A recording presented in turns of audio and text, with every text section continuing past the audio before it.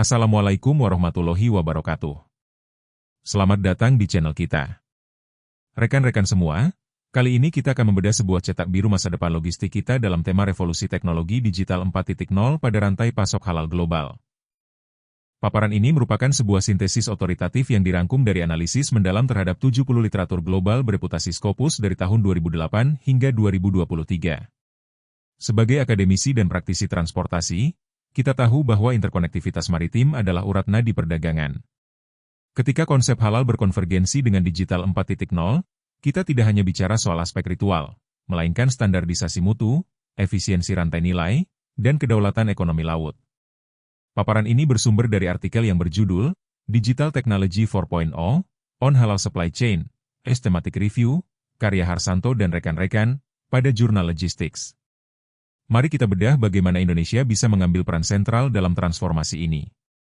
Lalu, mengapa sektor ini mendadak menjadi begitu menarik dan membutuhkan disrupsi teknologi yang radikal? Mari kita bergeser ke halaman berikutnya untuk melihat lanskap pasarnya. Rekan-rekan sekalian, mari kita lihat angkanya. Ada 1,6 miliar populasi muslim global dengan nilai pasar yang saat ini telah melampaui $2 triliun dan diproyeksikan melonjak hingga $2,8 triliun. Ini adalah potensi pasar yang masif. Namun, tantangan terbesar kita ada pada karakteristik transportasi laut, yaitu jarak yang jauh dan waktu tempuh maritim yang panjang membuat integritas komoditas sangat rentan. Disinilah paradigma pemikiran kita sebagai perencana harus berubah.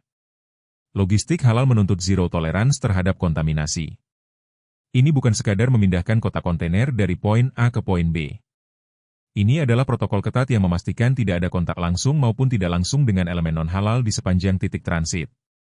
Dan teknologi 4.0 adalah satu-satunya instrumen ilmiah yang mampu menjamin kepatuhan syariah secara absolut dalam skala global.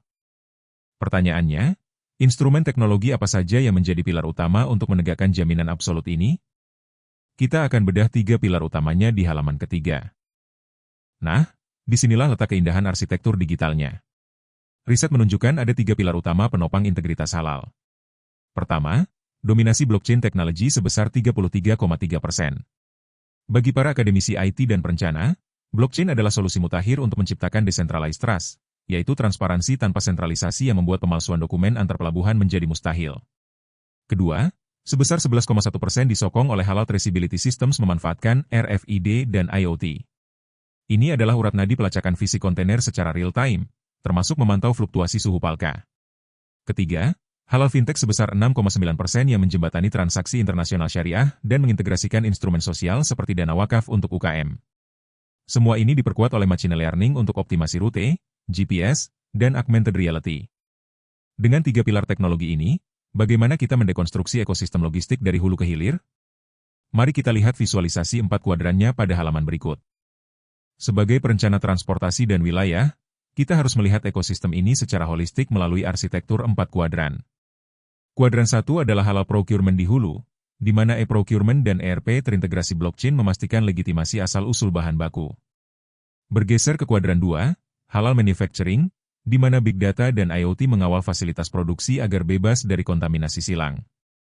Kemudian kuadran 3, halal distribution, area di mana algoritma berbasis time series, atau TS-based, dan GPS berkolaborasi mengoptimalkan rute transit logistik darat laut kita. Terakhir, kuadran 4, halal logistics, yang melibatkan infrastruktur cold rooms, operator 3PL halal, hingga sensor pintar di palka kapal. Sekarang, mari kita persempit fokus kita.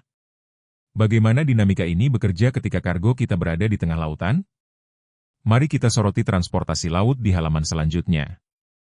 Mari kita beri perhatian khusus pada transportasi laut, karena disinilah rute logistik maritim terpanjang diuji. Bagaimana teknologi mensterilkan jalur pelayaran kita? Kuncinya ada pada konsep smart container dan pemisahan fasilitas otomatis. Dengan menerapkan algoritma CPLEX yang dipadukan dengan pelacakan GPS, kita dapat mengoptimalkan tata letak jaringan peti kemas secara spasial. Hasilnya, pemisahan absolut antara jalur kargo halal dan non-halal di pelabuhan maupun di atas kapal dapat dijamin. Pendekatan interdisipliner ini menggunakan kerangka 3T, yaitu traceability, technology, and training. Pola ini tidak hanya mencegah kontaminasi palka, tetapi juga meningkatkan global brand recognition, memicu kepercayaan internasional bagi armada yang mengadopsinya. Bagi para praktisi dan pelaku bisnis, teknologi secanggih apapun harus masuk akal secara ekonomi. Mari kita telaah dampak finansialnya pada halaman 6. Rekan-rekan semua, mari kita bedah matriks keekonomiannya. Seringkali ada miskonsepsi bahwa implementasi teknologi digital itu mahal. Namun data literatur membuktikan adanya validitas kinerja ganda.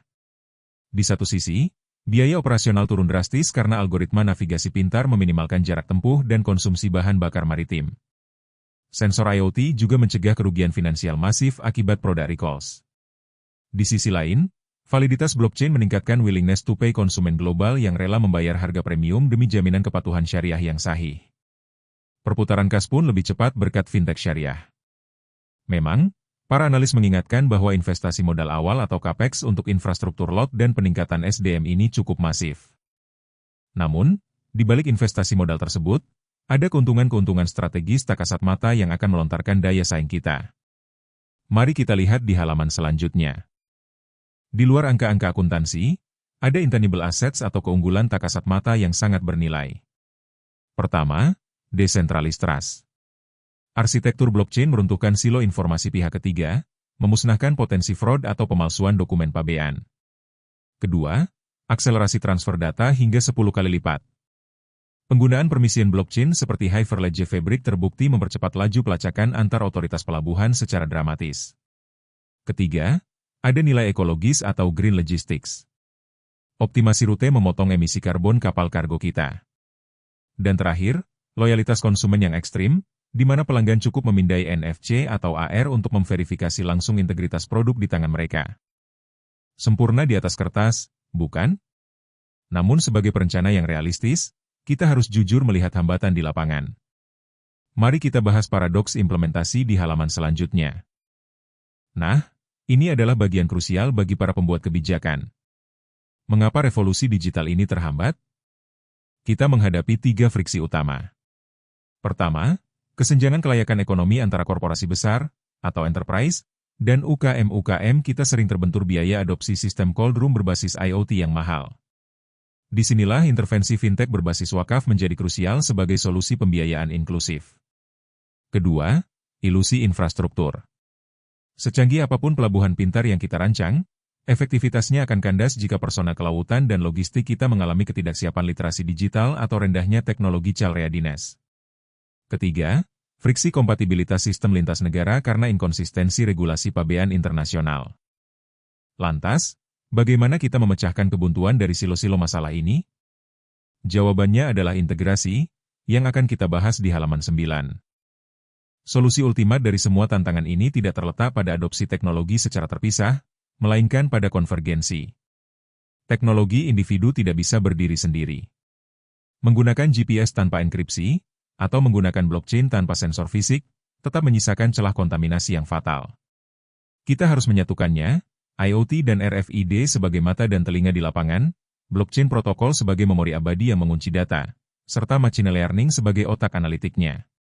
Dan frontier berikutnya yang sedang kita teliti adalah pengembangan metodologi digital twin atau kembaran digital.